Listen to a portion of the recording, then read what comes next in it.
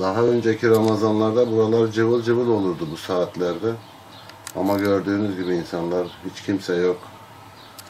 Dükkanı açmış olmamıza rağmen hiç satış da yok, kimse de yok. İnşallah bu virüsten bir an önce kurtulur, eski halimize geri döneriz diye umuyoruz. Yok, hiç böyle bir Ramazanla karşılaşmamıştık. Her açıdan karşılaşmamıştık. Hem insanların bu kadar tedirgin olduğu, sokakların böyle boş olduğu bir Ramazanla karşılaşmamıştık. İnşallah bir an önce bu virüs başımızdan gider de eski günlerimize döneriz. Hem satış anlamında döneriz, hem insanların Ramazan'dan tad alması anlamında döneriz. Her açıdan kötü durumdayız.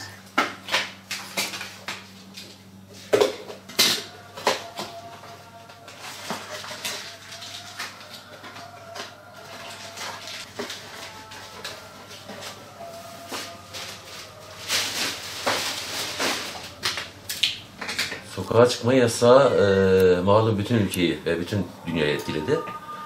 Biz sağlık sektöründe olduğumuz için hani bizim mücadelemiz devam ediyor.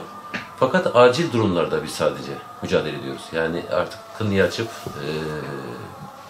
ilaç satma gibi bir durum söz konusu olmuyor.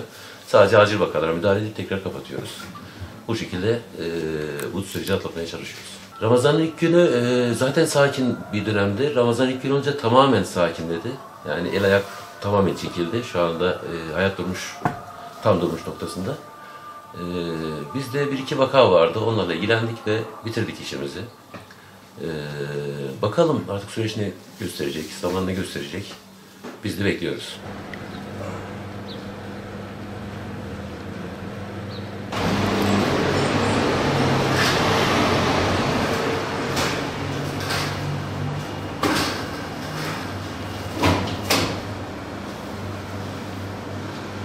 Valla ilk defa oldu işte sokağa çıkma yasakları.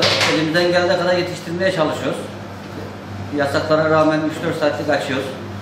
Yoğun oluyordu her Ramazanımız ama bu Ramazanımız böyle geçiyor. Takdir ilahi bunlar da geçer inşallah.